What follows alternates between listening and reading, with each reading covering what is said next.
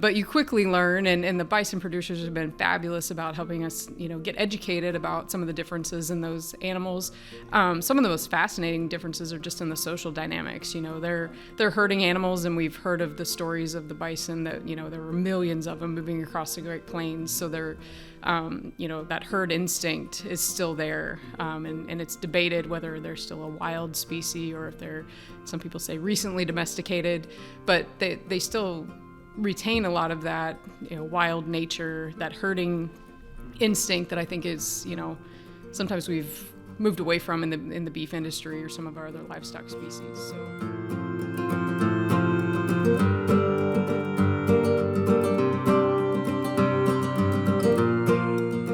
Hello, meat folks. Welcome back to the Meatspad podcast. It's your happy hunger host, Phil Bass. I have a meat enthusiast with me, Dr. Amanda Blair from South Dakota State University. We're going to talk about something that I don't think we've ever talked about on this podcast yet, but it is an area of expertise of Dr. Blair. So first off, thank you for joining us. Happy to. Excellent. You work with bison. I do, yeah. Bison, native to the Great Plains. They are, right? like the original mammal of the Great Plains. Yeah, that's so cool. And they're still there, apparently. And the national mammal. Oh, really? Yeah. Oh, no kidding. Yep. Well, that makes sense. Official designation, yeah. So it's the American bison, and don't call them buffalo, right? That's right. Okay. Tell us a little bit about, first off, what makes them so distinct as an animal, as a creature, and tell us a little bit about the bison industry in the United States. Well, yeah, I think it's been really fascinating. I think, Phil, I come mostly out of the beef world. Yeah. So when we were approached at South Dakota State, 6 or 7 years ago by some bison producers to do some research, it was really exciting because I think initially you think, it's a woolly beef animal, yeah. right? But you quickly learn, and the bison producers have been fabulous about helping us, get educated about some of the differences in those animals. Yeah. Some of the most fascinating differences are just in the social dynamics. They're herding animals, and we've heard of the stories of the bison that, there were millions of them moving across the Great Plains. Mm-hmm. So they're, that herd instinct is still there. Mm-hmm. And it's debated whether they're still a wild species or mm-hmm. if they're, some people say, recently domesticated, but they still retain a lot of that, wild nature, that herding mm-hmm. instinct that I think is, sometimes we've moved away from in the beef industry or some of our other livestock species. So, in terms of doing research with them, that can lead to some challenges because they really feel more comfortable in groups of, 80 to 100 plus. Oh. So, we can't really, there's been some work definitely done on like smaller pen trials if we're looking at nutritional interventions, but you can kind of shift the social dynamic of those animals. There's differences in just how their metabolism works. They go through a phenomenon in the winter called the winter slump, and that's just a physiological response to maintaining and surviving through the winter. So their basal metabolism slows and they eat less. So imagine if you're from the another livestock industry, dealing with that reduction in intake and basically kind of stopping or going backwards in gains. Yeah. But that's something those producers have learned to deal with, and it's kind of a unique feature of bison. From a meats perspective, we've done a lot of research, really just some basic research because a lot of the industry, we're looking at 350 to 400,000 head of bison in the United States. Okay. So relatively niche market in terms of comparing it to other livestock industries, but a lot of growth going on, a lot of interest in that protein, a unique protein source, incredibly tender is something that we've learned. I think, we might initially think they're a little bit older at slaughter, but there's some uniqueness there in terms of tenderness. Now, we've certainly done some studies on some older animals where that's not been the case, but by and large, those animals that are destined for market, in their normal channels, they kind of have a tenderness story to tell that we've been excited to kind of pick apart and see what's going on there. So, no kidding. Yeah, it's a fun industry to learn about. Really great people. So, yes, you've alluded to the fact that I have lived a lot of my life in the beef world. Okay, you've mentioned that there's somewhat of still a wild-ish creature. How do we look at as far as meat quality assessment on these animals? So you say they're almost inherently tender. Yeah. Does it have something to do with feeding regimen or muscle structure? Have we domesticated them enough so that they are more tender, or what's going on there? No, that's a great question. I'll say the classic answer is we don't know yet. Yeah. I think a couple other caveats that play into that is in the bison industry, nearly all the bulls remain intact. So we're looking at a market that's bulls and heifers. Wow. And then they're a little bit older, like I said, when they're marketed. Also, about 30% of them are grass finished. So much larger proportion on a percentage basis than we would see with other industries in terms of that grass finishing. But again, that's a niche that they fulfill for a lot of their consumers where there's a big interest there. So I think on the tenderness side, it could be different things. I don't know if it's necessarily just because of that domestication. It may have something to do with, fiber type differences. Yeah. We haven't looked into that yet, but I would venture to guess we're seeing some differences. It might be skeletal structure. As those animals are going through rigor, maybe differently in terms of what some of those skeletal structures, sarcomere links could be vastly different because of, especially when you think about the chuck structure of a bison versus something like a beef. Very elongated bones. Exactly. Right? Yeah. Especially up in the vertebral column. Right. And the muscles are quite a bit different. Something we're really interested to start looking into is some muscle profiling work in bison that's not been done before. So, taking a time to kind of characterize some of those muscles and see what's going on. We recently went through some exercises on the tenderness side to try to look at some of the tenderness mechanisms, to look at what might be driving some of the differences in tenderness, and largely not surprising, proteolysis, but we haven't really answered that question of why on the whole are they, why are they so tender? Is it some type of management aspect? It doesn't seem to matter if they're grain or grass finished. Really? We've seen some extremely tender grass finished bison, so. That's all very, very fascinating. It's starting to spark some interest, a lot of interest in the category.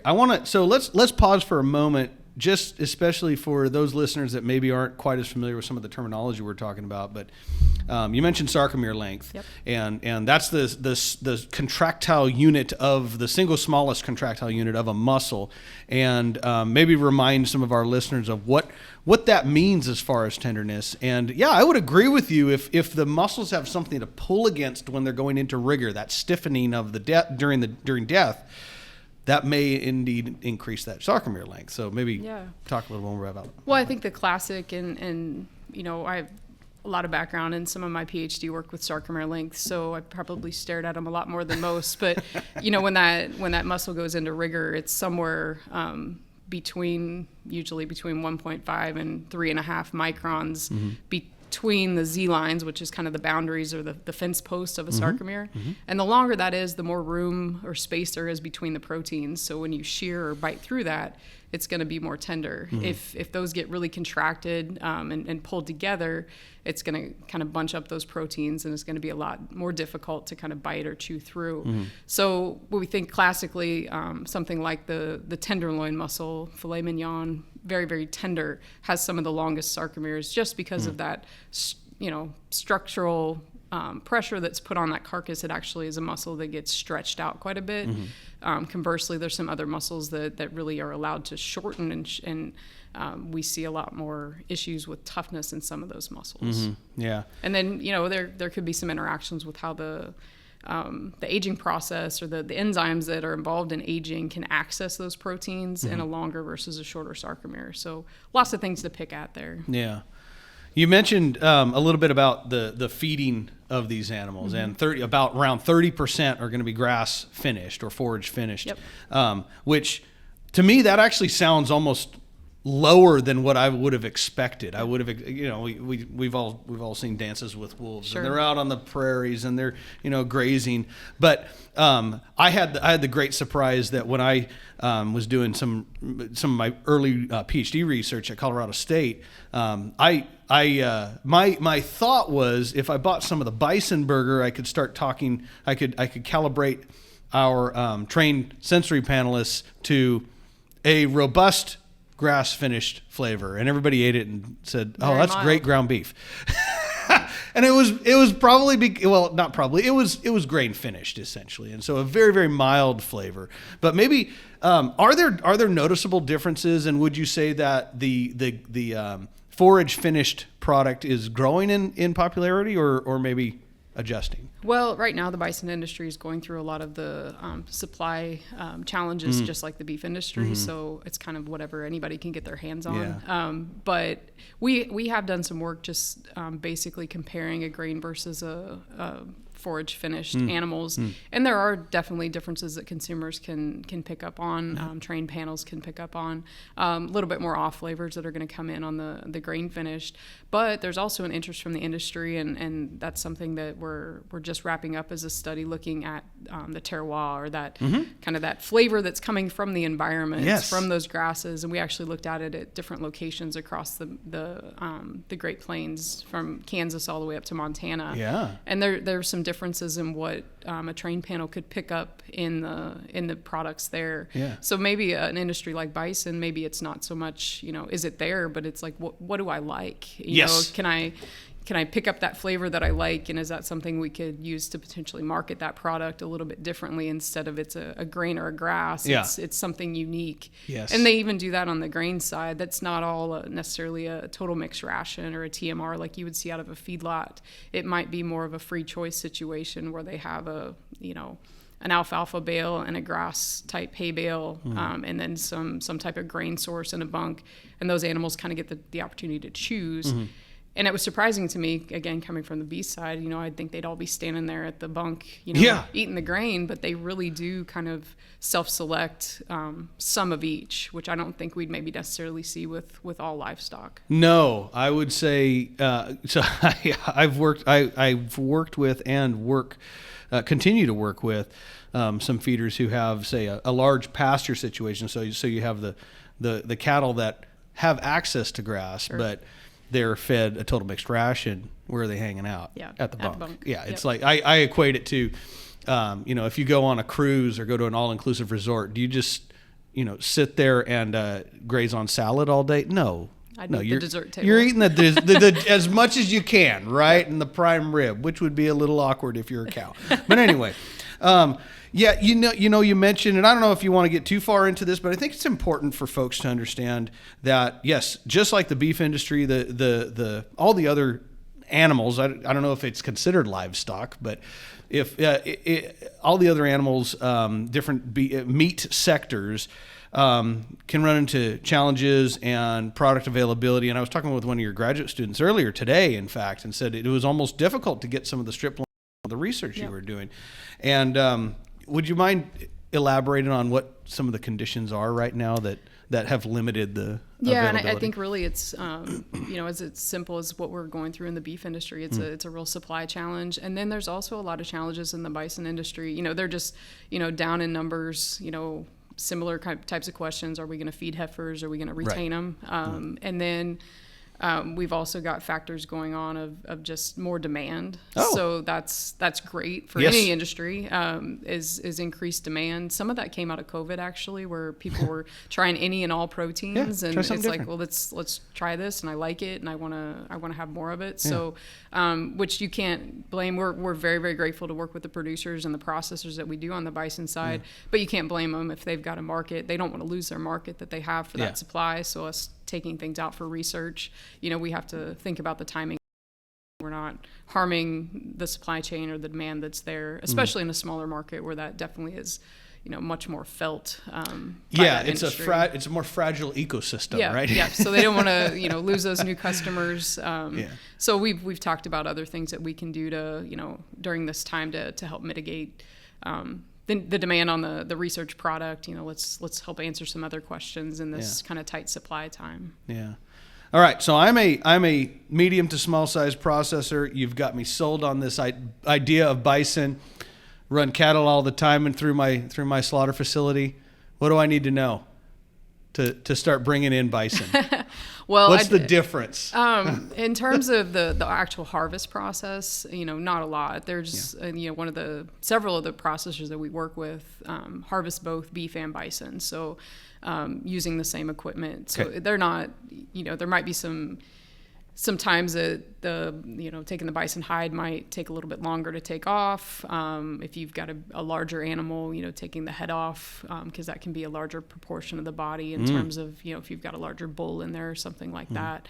But by and large, very, very similar processes. Okay. Your holding area, making sure that, again, they're however you want to classify them, wild or recently domesticated, but, making sure that that's safe for the animals and safe for the handlers is probably much more important than any changes that might need to go on inside the plant, at least from my perspective. Now the processors might tell you some nuances and things that I didn't observe, but they do a great job. Yeah. And how about the cuts? Are they pretty much identical to beef cattle? They can be. There's definitely some differences in like muscle sizes and proportions, which again I think is going to be really interesting to look at moving forward. Also, not as many cuts typically that are just produced. There's a huge market for ground bison, and it's actually a very high value product. So typically you would see strip steaks, ribeyes, sirloins, some fillets. But then a lot of those other products, we don't see a lot of roasts and things like that coming out of the bison industry right now. A lot of that is going into grind to satisfy that demand that's there for that market. Sure. All right. Last thing that we like to ask the folks who join us, I think I've quizzed you enough. Last thing I like to ask folks who join us, who it's your first time on Meatspad, is how'd you get into this world? How'd you get into the meat business? Oh, that's a great question. Yeah. Kind of tripped into it like many people probably. I actually grew up. My grandfather was a butcher, and he worked for a hog processing company back where I grew up near Cincinnati, Ohio. And Cincinnati used to be called Porkopolis. And, he worked in a processing facility called Cons. Okay. And so I was kind of talking to him and hearing, his stories about working in that processing facility.